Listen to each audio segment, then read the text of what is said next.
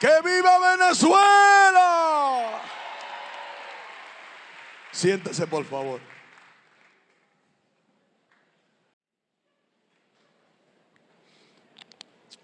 Bueno, quiero felicitarme por el Día del Padre.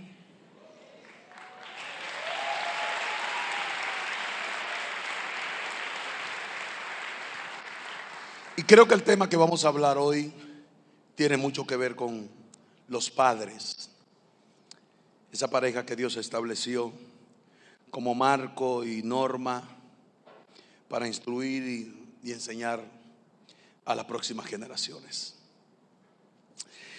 El Salmo 127 en el capítulo, el 127 en el versículo 3, la primera parte, y luego el Salmo 127 en el versículo 4, la primera parte también. Quiero unir estas partes para que escuches una expresión que Dios dice de nuestros hijos. Nuestros hijos no son un dolor de cabeza. Claro que a veces ellos provocan que uno le diga eso, ¿verdad que sí? Pero nuestros hijos son herencia de Jehová. La Escritura dice: herencia de Jehová son los hijos. La primera parte, y del versículo 4, la primera parte dice: como flechas en manos de valiente. Y hay una traducción que dice como flecha en manos de expertos. Me gusta más la palabra expertos. Aunque nuestros hijos no nacen con, cuando sale la placenta, quizás usted intentaría, o algún médico, buscar dónde está el manual de instrucciones, pero no lo hay. Aprendemos en el camino. Somos instruidos por la misma naturaleza, pero también por la dirección de Dios. Los hijos son una bendición. Por eso quiero hablarte acerca de la familia en este Día del Padre. Los padres no son simplemente proveedores. En estas últimas 2, 3, 4 generaciones, nosotros nos hemos identificado como los proveedores y le decimos a la mujer: resuelve tú, que yo estoy trabajando. Pero el hombre, su figura no es simplemente de proveedor, va mucho más allá. De hecho, la relación que Dios hizo tenía un plan específico, y era que un hombre y una mujer pusieran cada uno su parte espiritual, emocional, social, económica también, para poder formar las nuevas generaciones. El sueño de todo padre es que sus hijos sean mejor que él, o por lo menos es mi sueño, que mis hijos sean mejores. No siempre es así, pero esa es la meta. Quisiéramos que nuestros hijos fueran mejor, porque los hijos son la continuidad de la vida. Usted no muere cuando muere. Cuando usted desaparece de este plano, todavía vivimos en nuestros hijos. Caminan como nosotros. Yo recuerdo que durante muchos años a mí me pusieron a caminar en el contén de las aceras. ¿Me doy a entender? El contén, la parte esta filosa, porque yo metía el pie así. Todavía lo meto.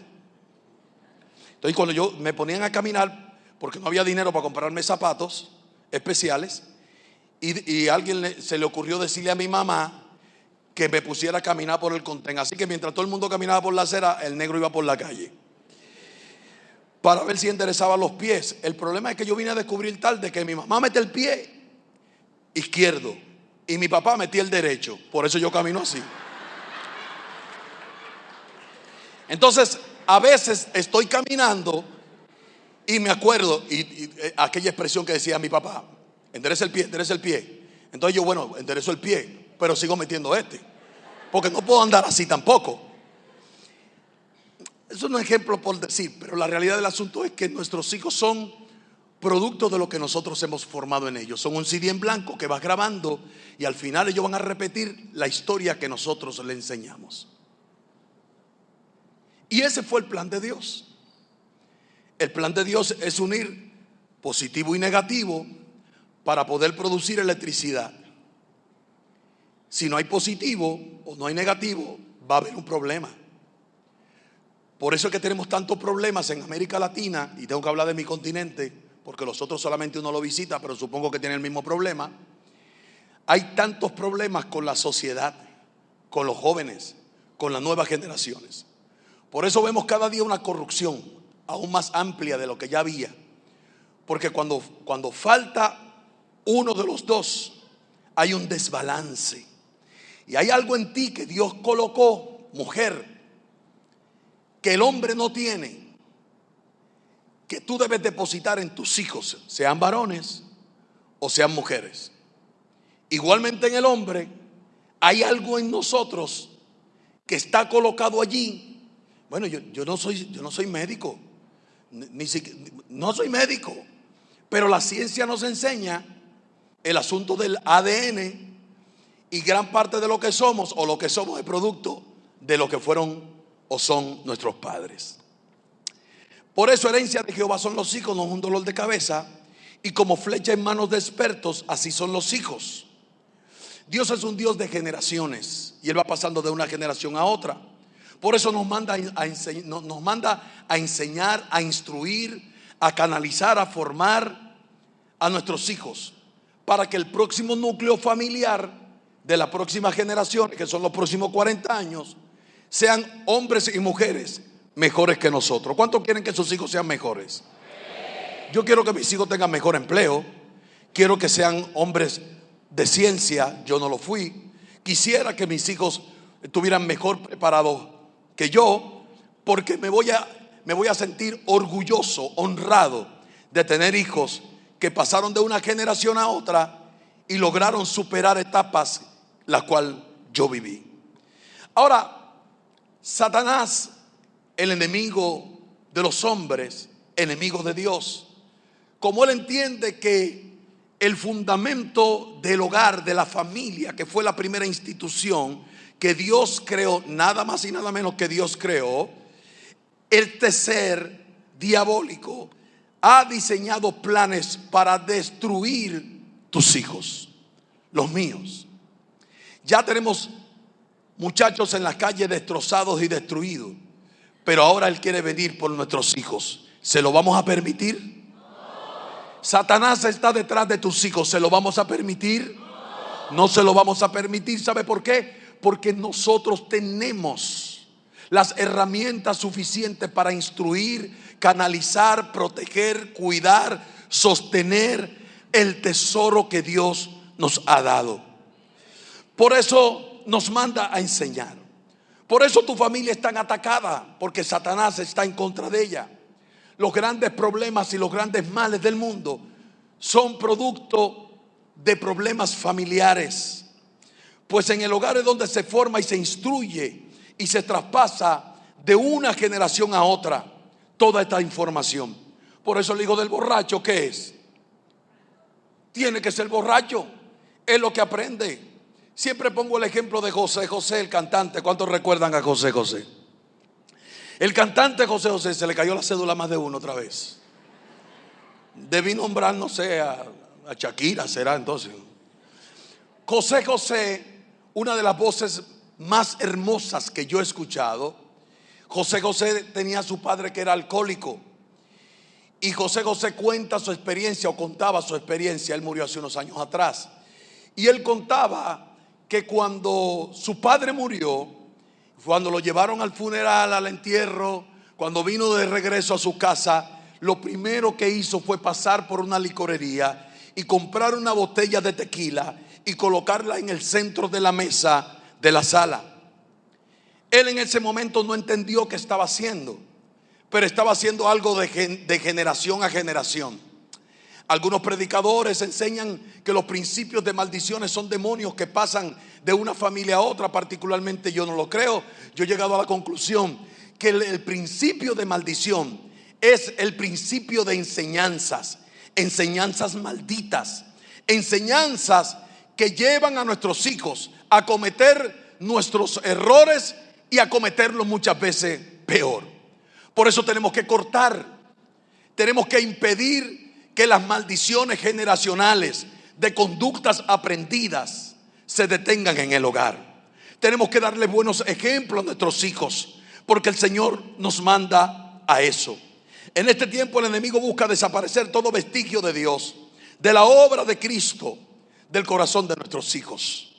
De una generación a otra pareciera que hay un plan que está diseñado para que la gente no escuche más de Dios.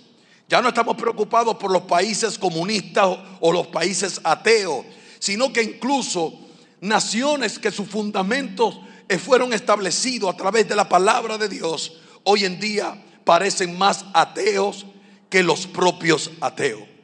Cuando yo veo, por ejemplo, el presidente de Rusia poniendo normas en la nación y diciendo: tú puedes vivir como a ti te dé tu gana, como tú quieras, es problema tuyo. Si hoy tú quieres ser mujer y mañana tú quieres ser hombre, y si mañana tú quieres ser burro, para mí no es problema. Pero no vamos a permitir en la sociedad, en las calles, costumbres que no son correctas. Y cuando comparo esto con la nación que nos ha influenciado a todo este continente y a la zona de Europa occidental, es increíble que la nación norteamericana esté fomentando todo lo que a Dios no le agrada y principios inmorales. Es triste, pero es una realidad.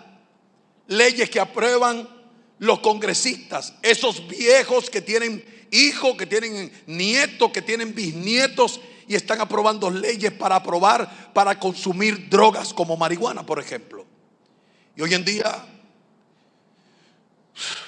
tú te montas en un ascensor en un edificio en Nueva York y tú sales así: aleluya, es lo que es, Señor, dímelo todo. Siento que Dios se me está revelando. Porque el consumo en las calles, en las casas. Cuando yo vivía en Nueva York, yo vivía en un primer piso, y abajo en la acera, ahí se sentaban unos muchachos a consumir marihuana, porque ya es permitido. Porque así como hay camiones de perro caliente, también hay un camión al lado de hierba. Entonces tú decides si eres burro o eres gente. Si quieres compras hierba, y si no compras perro caliente. Entonces los muchachos consumían allá, y yo en la madrugada me despertaba así: santo, siento una unción. Así que empecé a atacarlos, y yo le decía: oye, ahí no puedes fumar, pana. ¿Y qué me decían? Yo puedo fumar donde me dé la gana, porque ya la policía no los persigue. El enemigo estaba tratando de desaparecer todo principio moral y social que fueron las que fundaron, hermano, las naciones occidentales, que pusieron sus bases en el evangelio. Son las naciones que más se han desarrollado. Hoy en día Satanás está atacando constantemente en las escuelas en los Estados Unidos. Usted lo sabe, no se permite la lectura, antes sí. No se permite la oración, antes sí. No se permite hablar de Cristo. Si a una maestra se le ocurre hablar de Cristo, se la llevan literalmente presa. Están tratando de borrar todo vestigio de Dios. Satanás quiere una sociedad sin Dios, y una sociedad sin Dios es una sociedad sin esperanza. Pareciera que el enemigo cuenta con el apoyo de la sociedad, o de la suciedad, perdón, me equivoqué.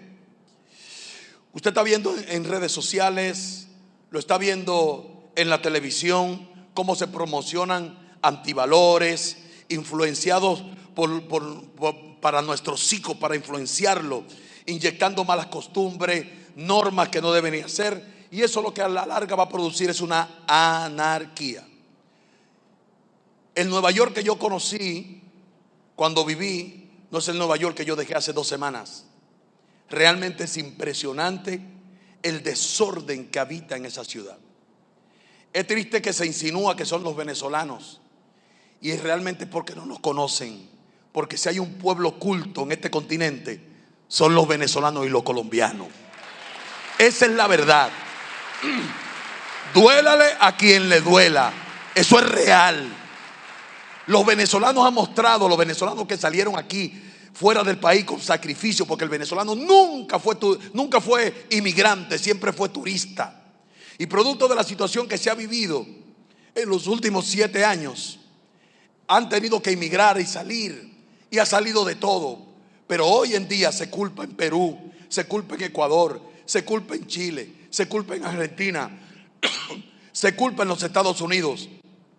Pero la verdad del asunto es que el problema no son los que llegaron. Los que llegaron son parte del problema, pero no el problema, sino que es una sociedad que se ha olvidado completamente de Dios. Cuando una sociedad se olvida de Dios, se corrompe. Cuando una sociedad adquiere los principios, las normas espirituales, sociales y morales del Evangelio, su sociedad crece, se desarrolla, y como decimos nosotros los cristianos, somos bendecidos. ¿Cuántos son bendecidos? Fíjese que nuestros hijos están expuestos constantemente a promociones artistas, amorales, sin principios, sin educación, groseros, con canciones vulgares que no dejan nada que pueda tú imaginarte. Todo está allí. Usted lo conoce. Usted conoce quizá Toquicha, o conoce a Bad Bunny y sus canciones. Realmente a mí me sorprenden que las muchachas, las adolescentes y las jóvenes de este tiempo no les produzca vergüenza escuchar esas canciones. A veces yo me topo con muchachas, sobre todo en Nueva York, que andan en su carro con los vidrios abajo y escuchando a Bad Bunny, denigrando de la mujer. Y ya se ha convertido en algo común, ya es normal. Bad Bunny se convirtió en el compositor nada más y nada menos que el compositor del año. Si tú metes todo esto en una licuadora, saldrá de allí un Frankenstein que no va a querer comer. Esa es la verdad y lo que estamos viviendo. No sé si tú lo sabías o no, pero muchos de esos artistas, tus hijos y los míos, los admiran. Tenemos problemas. Hay una situación y tenemos que resolverla.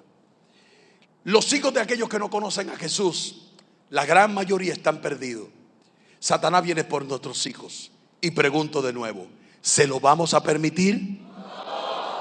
Entonces, viendo este panorama, usted como sacerdote de su casa, felicidades en el Día del Padre. Usted como sacerdote de la casa, y usted mujer también como sacerdote de la casa, nosotros tenemos que asumir posiciones. ¿Estamos instruyendo a nuestros hijos de la manera correcta?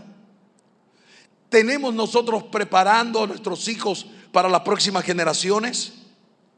Y la pregunta sería, ¿cuánto quieren que sus hijos le sirvan al Señor?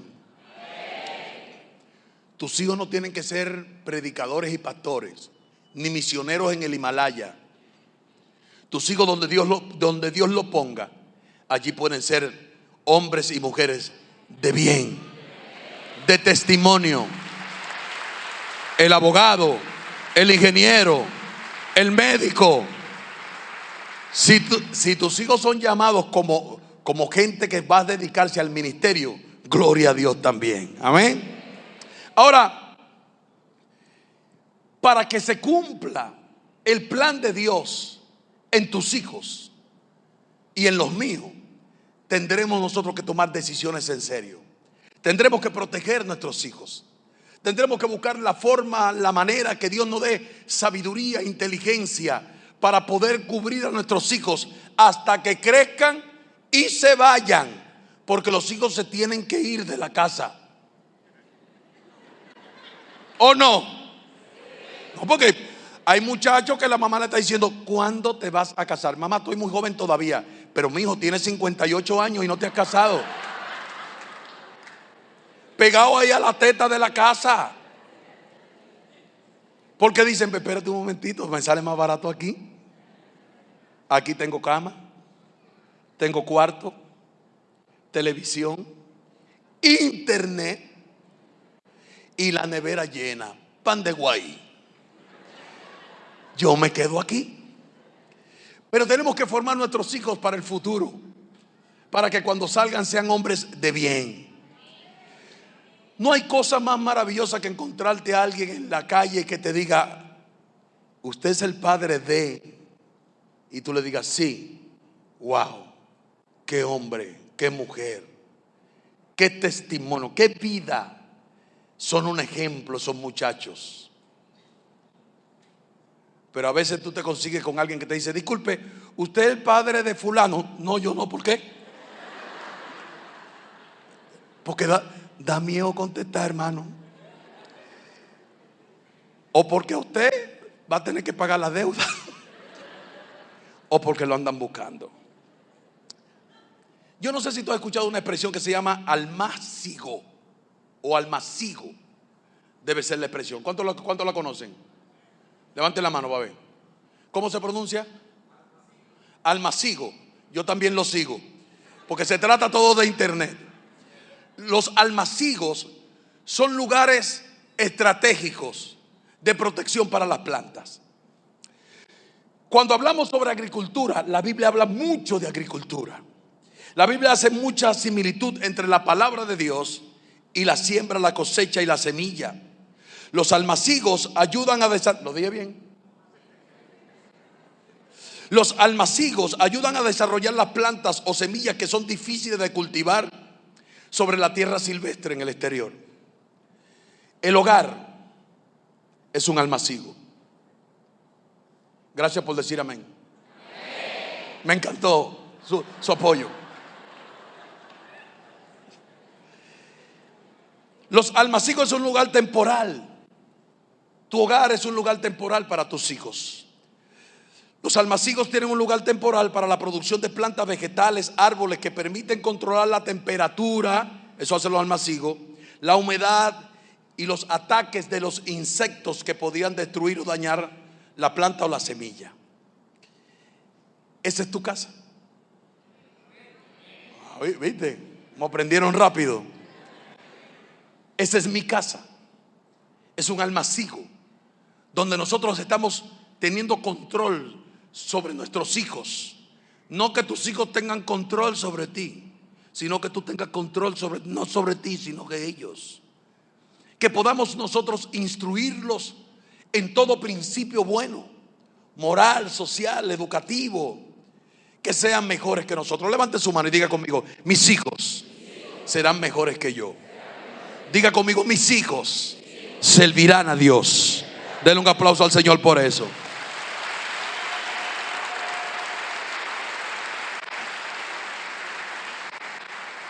Mis hermanos, es importante que usted y yo entendamos que la instrucción espiritual para nuestros hijos son determinantes para su futuro. Es importante que asumamos responsabilidades. A veces pensamos que es la iglesia que tiene que asumirla, pero la iglesia no es responsable de instruir tus hijos en la palabra. Estás equivocado. La iglesia lo que hace es reforzar lo que se supone que tú enseñaste en la casa. Usted, como sacerdote de la casa, es responsable de formar, instruir en la palabra de Dios a sus hijos. La iglesia va a reforzar. Tú no le puedes pedir a la iglesia que en 2 horas de culto a los domingos te forme y te corrija el muchacho lo que ha sucedido durante 6 días. Yo no sé si usted come cada 6 días. Si usted come cada 6 días, usted se va a morir. Por eso hay que alimentar, hay que levantarse en las mañanas antes de que nuestros hijos salgan a la escuela. Debemos orar con nuestros hijos. Hermanos, por Dios, este mensaje usted lo ha escuchado 1000 veces. Trate de reflexionar acerca de esto. Tómese un minuto. Usted no necesita leerle todo el libro de Apocalipsis al muchacho. Lo va a volver loco. Va a llegar asustado a la casa, a la escuela. No, tómese un minuto. En 2 minutos usted puede leer un versículo bíblico.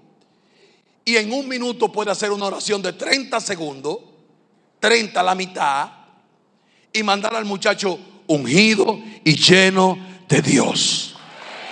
Ungido y lleno de Dios. Lo más probable es que el muchacho, Cuando tú le pongas la mano te va a decir: no, quédate tranquila. Y no va a querer orar. Pero no es que tú quieras, es que es mi responsabilidad, es mi trabajo como sacerdote de la casa. Yo debo instruirte, debo enseñarte. Y cuando se trata de instruir y enseñar y corregir, a nadie le gusta que lo corrijan. Eso de que me puedes corregir, que a mí no me molesta. No sea hipócrita. Sí, cualquier cosa que te moleste de mí me lo dices, que más bien a mí me gusta. Por favor. Entonces, no es que le guste al muchacho, es que tú vives en mi casa, te comes mi comida, te acuestas en mi cama, abres mi nevera y hasta el queso que hay en la mesa te lo comes. Pues no. Entonces yo tengo autoridad sobre ti y mi trabajo es formarte para que seas un hombre de bien. A mí no me importa que lo entiendas, él no lo va a entender. No, pero sí, hoy no lo va a entender, pero mañana, cuando crezca, dirá: qué buena formación me dieron mis padres. Amén. Hoy es el día del Padre. Ahora, necesitamos levantar una generación de honra, que honre al Señor, una generación que ame profundamente a Dios. Dígame. Amén. Que respete a los padres. Amén. Que aporte a esta sociedad. Amén. No queremos parásitos. Amén. El Señor reprenda todo espíritu de parásito de mi casa. Amén. Y de la tuya también. Amén. Que sean solución y no parte de problemas. Que sean preparados política, económica, moral, espiritual, para el futuro, para que esta generación pueda cambiar. Porque nosotros nos quejamos mucho de los políticos, pero ¿de dónde salieron los políticos? ¿Salieron de dónde? De la cueva de Jumurumucú. Se criaron solos, fueron formados en casa. Y nuestros hijos van a repetir lo que nosotros les enseñamos, porque pasa de una generación a otra las conductas aprendidas. Yo tenía un psicólogo, un psiquiatra, y no porque yo estaba loco, sino que empecé a visitar un psiquiatra por mi esposa. El del problema no era yo. Y él decía que cuando tú ibas al matrimonio, la gente, la parejita, cuando iba a la luna de miel, no iban ellos dos. Él decía que iban 6. Y yo le decía: pero eso es una orgía. Él me decía: van 6. Va tu papá y tu mamá, y va el papá y la mamá de ella. Cuando llegan al matrimonio, ponía otro ejemplo, decía: cada quien se trae 2 maletas, más la maleta de él son 3, son 6 maletas. Así que él decía: ¿cuáles son las maletas? Las conductas aprendidas, lo que aprendimos en la casa. Por eso cuando al hombre se le pierde la autoridad en la casa, cuando tú al hombre lo vejas, lo humillas, le faltas el respeto, le gritas y bueno, ¿qué te pasa a ti?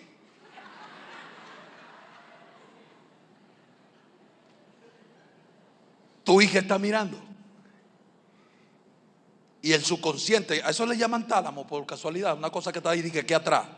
Yo la otra vez con un cuchillo traté de buscar para ver si era. El subconsciente le dice: esa es la forma. Así funciona el matrimonio.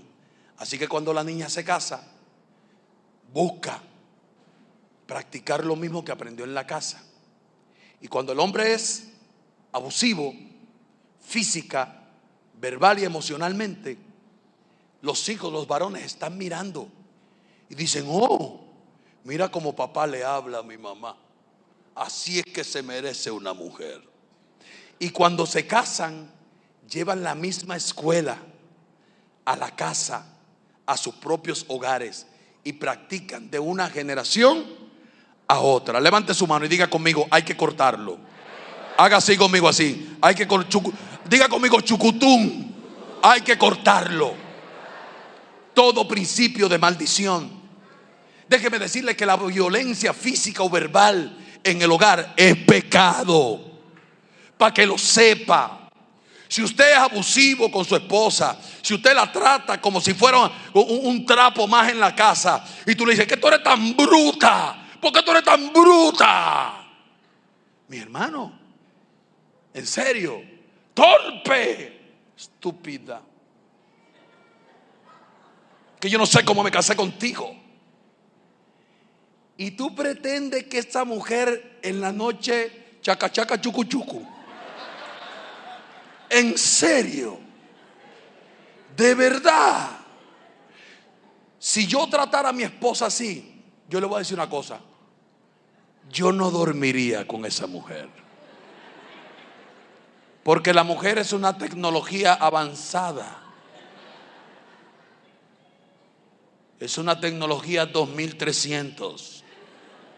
Y cuando tú ibas, ya ella venía.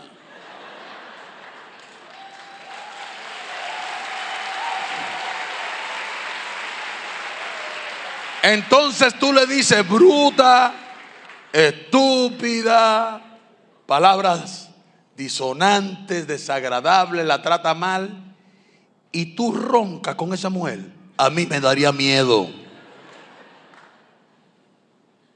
Nuestros hijos se están copiando y después decimos, pero ¿por qué este muchacho salió así? ¿Lo aprendió dónde? En el hogar, en la casa. Diga conmigo, tenemos que cambiar. Mis hermanos, tenemos que cambiar. Yo sé que es difícil admitir que estamos equivocados, pero podemos intentar hacer cambios. Que nuestros hijos no vean violencia en la casa, que vean más bien amor. ¿Por qué es tan fácil se nos hace a nosotros ofender las mujeres? Hay mujeres que son terribles.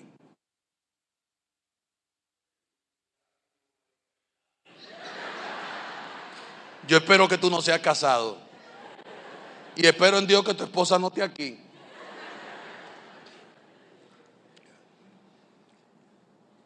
Si cambiamos nuestra forma, si pudiéramos cambiarlo, y en vez de decirle bruta, decirle hola mi amor, hola cariño, mi vida. Mira hermano, no hay una cosa más fina, más chévere que tener una mujer contenta en la casa. Y la mujer, aunque andan unos chistes por ahí, pero la mujer no necesita mucho. La mujer lo único que necesita es que ella sentirse de que tú la amas. Así que hermano, acostumbra a decirle te amo mi amor, te amo, te quiero, no puedo vivir sin ti. Esa mujer hermano está para ti toda la vida. Y nuestros hijos están mirando la manifestación de amor y de cariño, la forma del trato, el respeto. Yo conozco parejas que discuten en el cuarto, cierran la puerta y discuten. Yo nunca lo he intentado porque termino rompiendo la puerta. Eso son cosas. Pero sí conozco parejas que se sientan en un cuarto cerrado y discuten sus problemas aparte de sus hijos.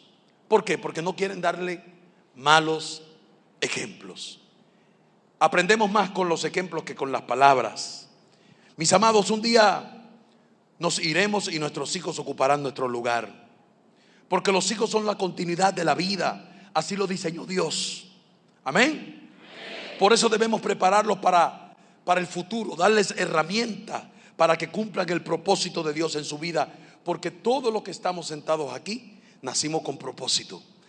Nadie diga, no, yo nací por accidente, mi mamá iba pasando y le dieron un pase al natural y la dejaron con una de pecho. No. Todos en plan de Dios. Diga conmigo, plan de Dios. No importa cómo hayas nacido, no importa la circunstancia. Lo que tú tienes que entender es que Dios tiene un propósito hermoso, extraordinario para ti en el lugar que Él ya determinó.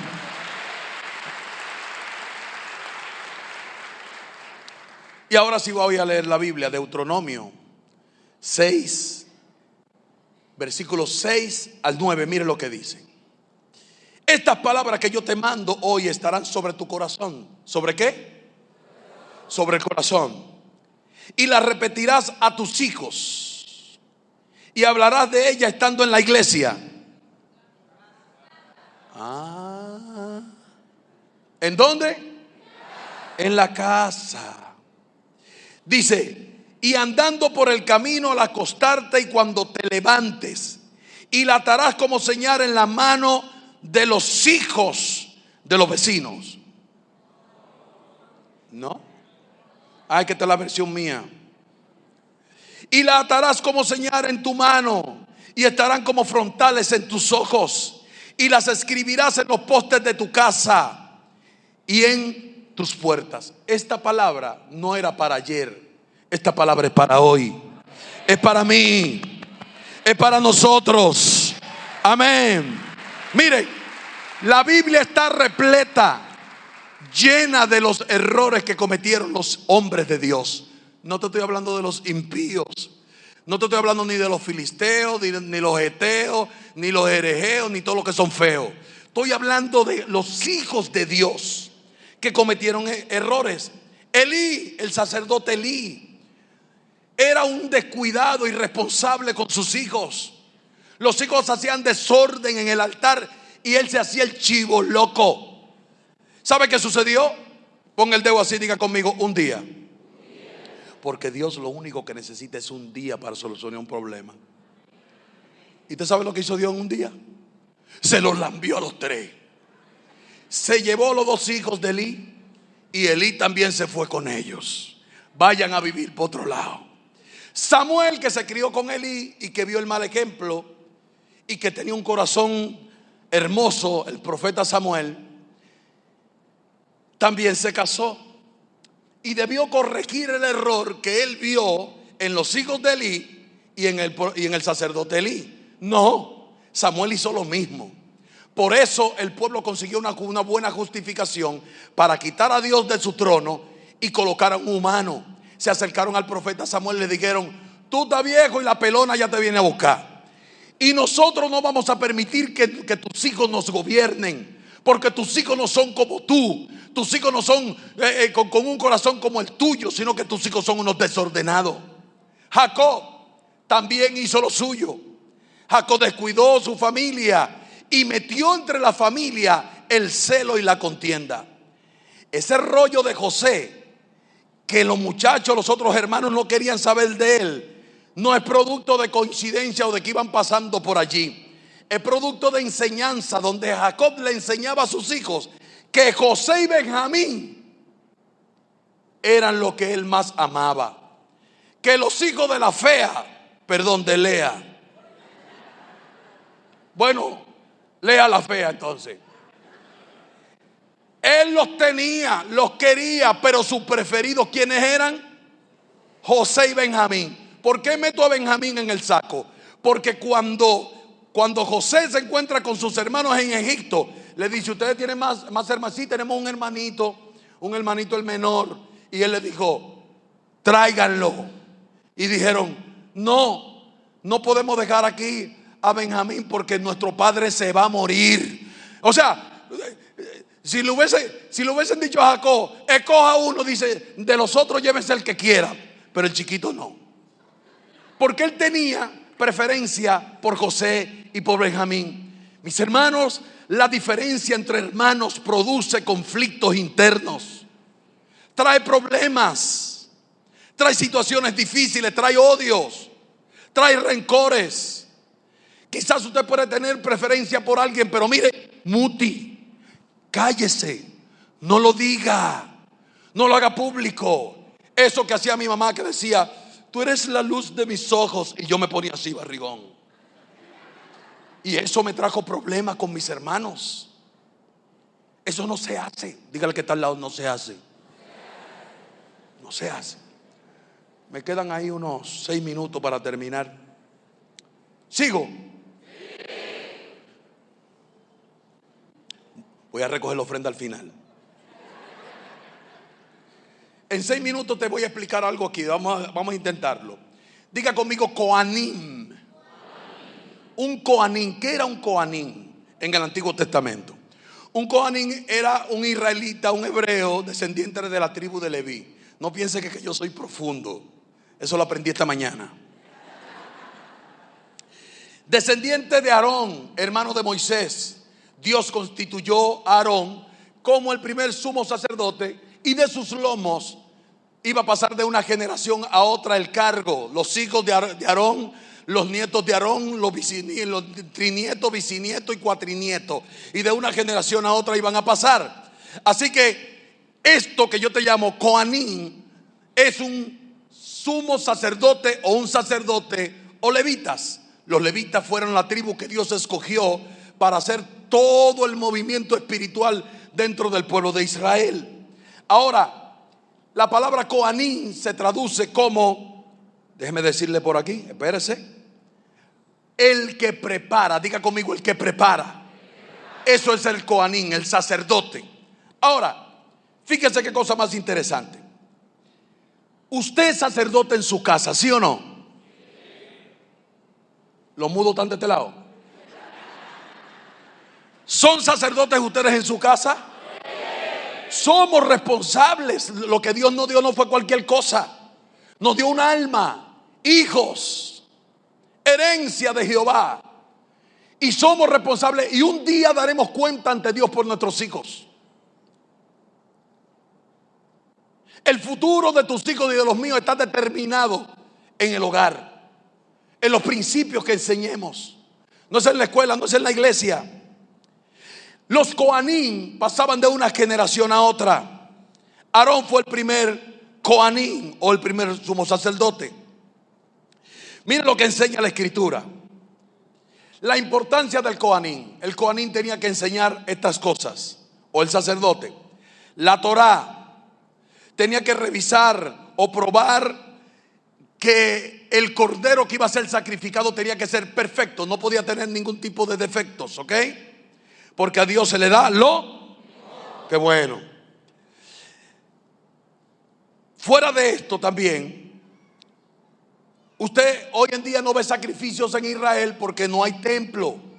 Ahí la cúpula que tú ves allí en las fotos, cuando toman fotos de Jerusalén, allí era que estaba el templo de Salomón. Ahí está una mezquita, creo que se llama la mezquita de Omar, si no me equivoco. No hay templo, no hay sacrificio. Pero hoy, en este tiempo, todavía hay muchas cosas que ellos practican. Se la voy a mostrar. Revisar el cordero, enseñar la Torá.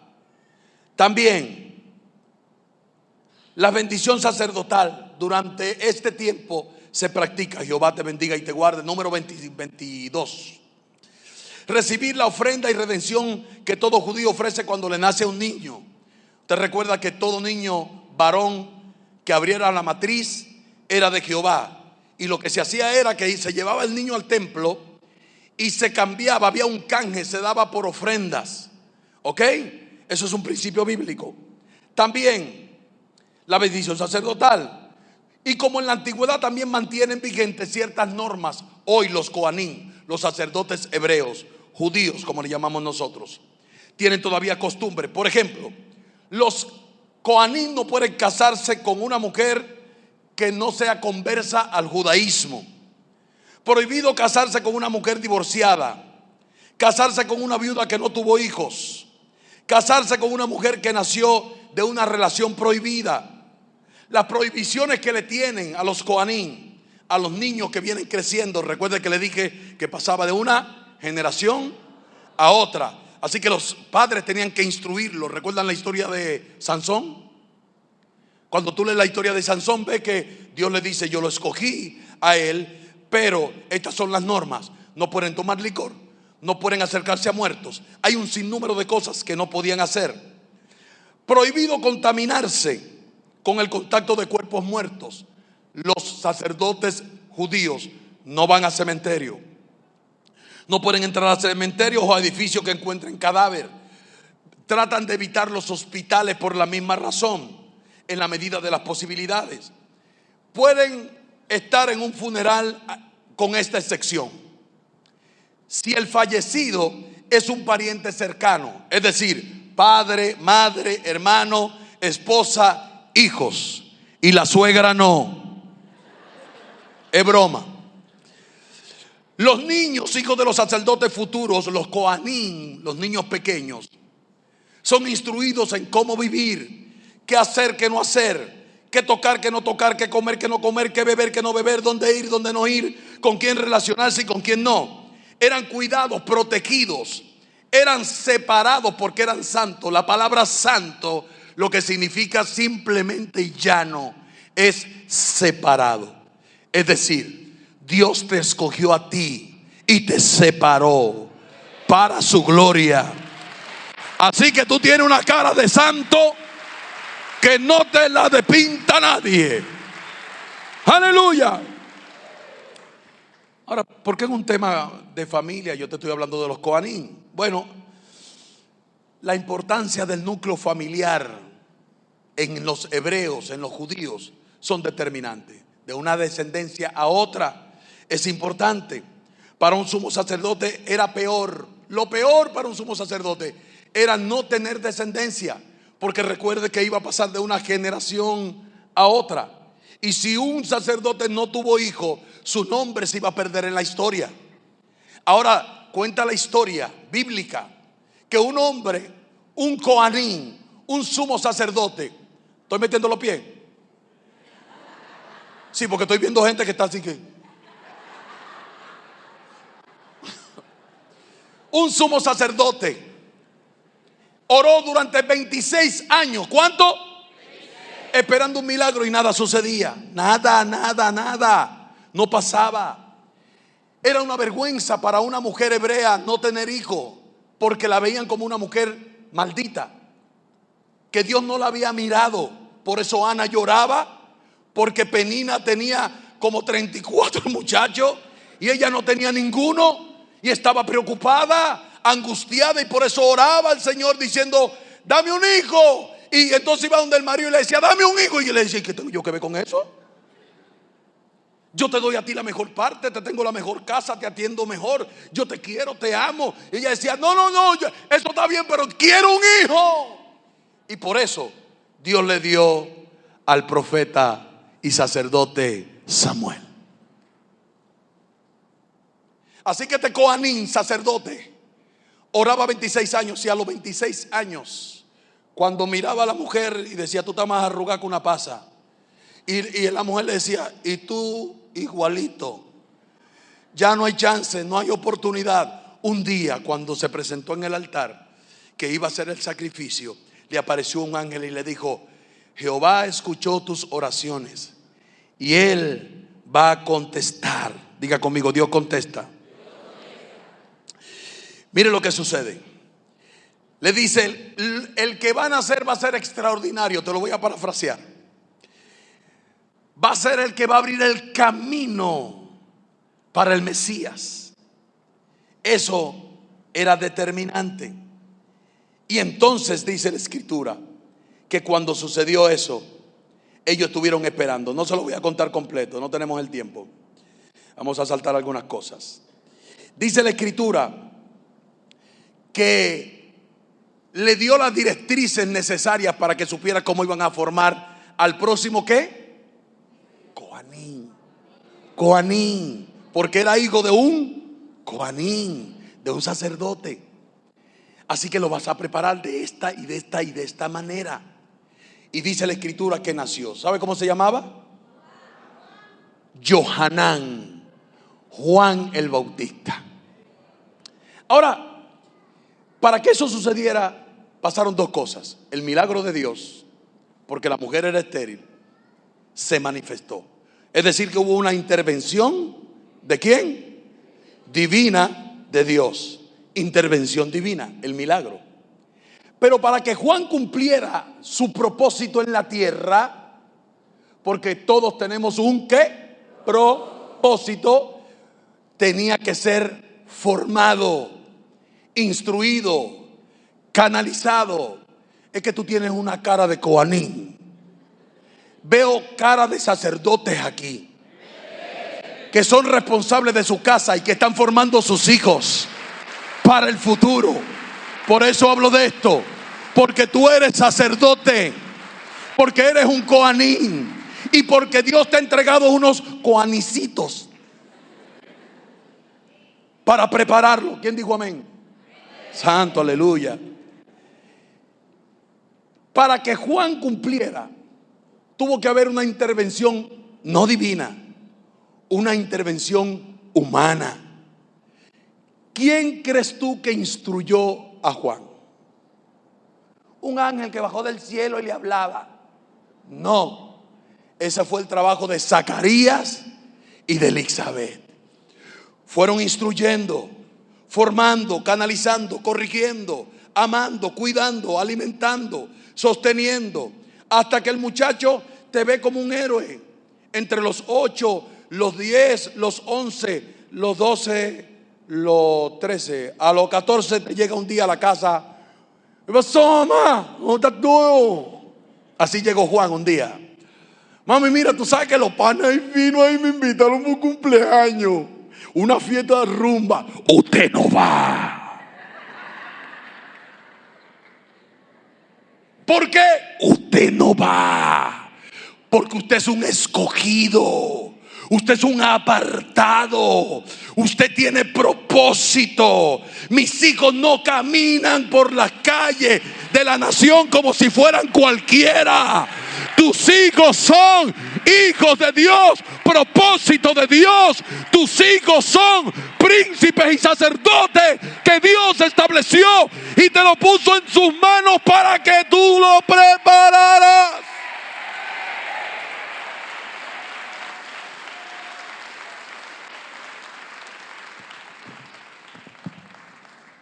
Ya no voy a predicar más.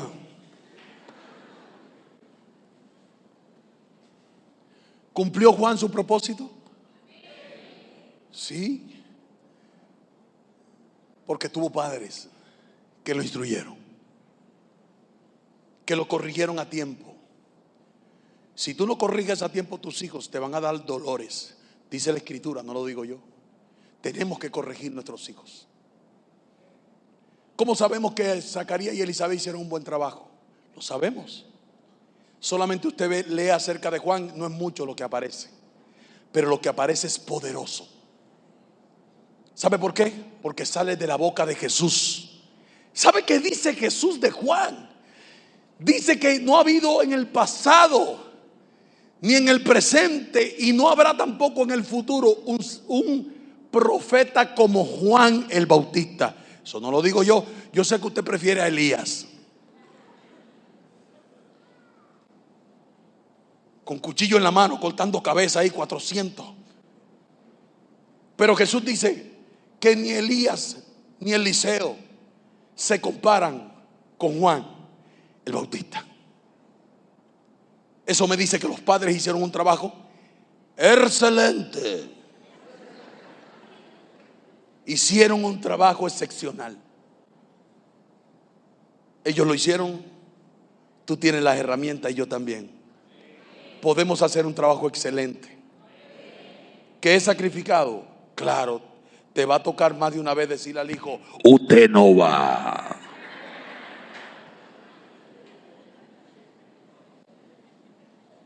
Hoy no lo van a entender, pero cuando crezcan dirán: de lo que me libraron mis padres. Juan el Bautista cumplió su rol y su papel: anunciar arrepentidos y convertidos, porque el reino de los cielos se ha acercado. Y lo único que tú le escuchabas a Juan era eso. ¿Por qué? Porque hicieron un buen trabajo. Porque no criaron un tipo lleno de orgullo, de arrogancia, que todo lo tengo porque yo soy el ungido de Jehová. Nadie como yo soy el más profundo. Te va a ahogar. Porque no me toque que se me va la unción. No hay arrogancia en el mensaje de Juan. Yo sé que aquí nunca han venido predicadores así, pero los hay, para que sepa. Tú lo ves así como que, wow, qué profundo.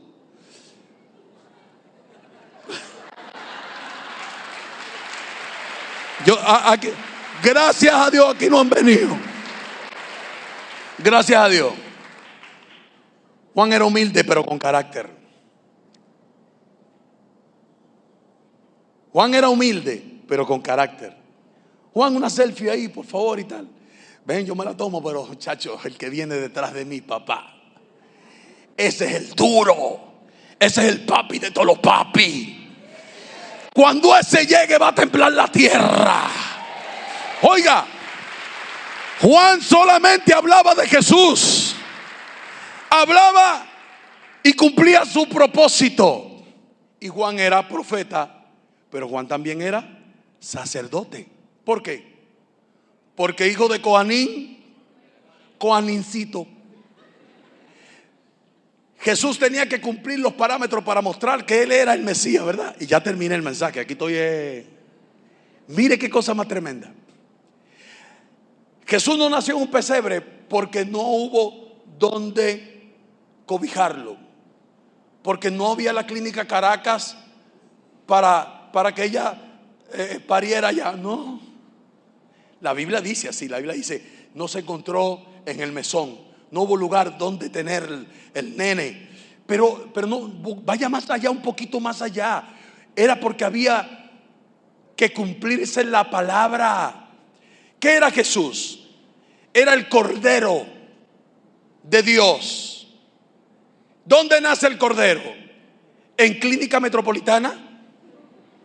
Porque si usted ve un caballo naciendo en la Clínica Metropolitana, ¿te sale huyendo?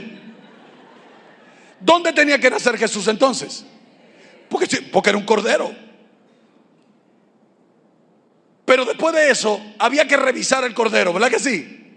Y decir: es perfecto, sí, no tiene defecto, ok, puede ser sacrificado.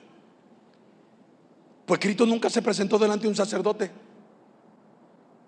¿o sí? ¿Quién fue el sacerdote? ¿Qué dijo Juan cuando vio a Jesús? Y a rayo, como que es el tipo. No le falta un ojo, la oreja tan buena, mira cómo camina con los pies derechos. Y entonces gritó y dijo: ¡eh ahí!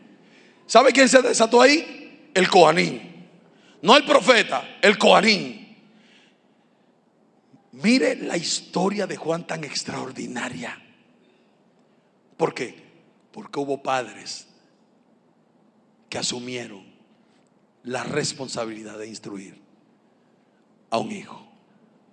La pregunta es: ¿estamos nosotros dispuestos al sacrificio? Póngase de pie.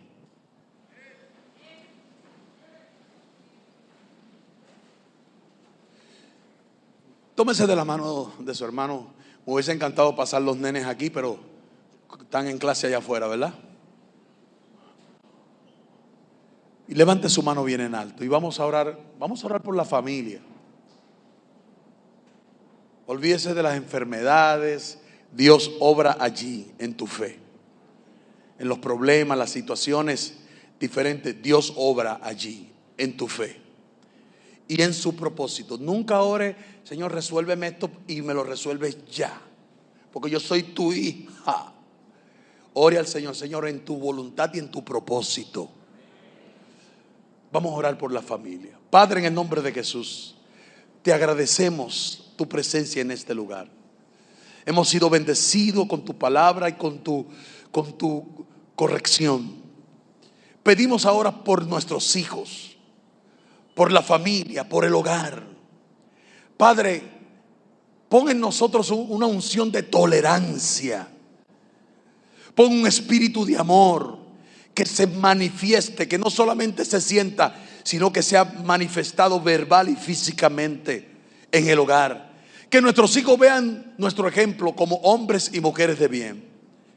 Padre, en el nombre de Jesús, te pedimos que nos dé la sabiduría, el conocimiento y la gracia para poder dirigir la próxima generación. Diga conmigo: mis hijos servirán a Dios. Mis hijos servirán a la sociedad. Mis hijos serán hombres de bien. Serán hombres cultos, preparados para bendecir la nación de Venezuela. Denle un aplauso al Señor.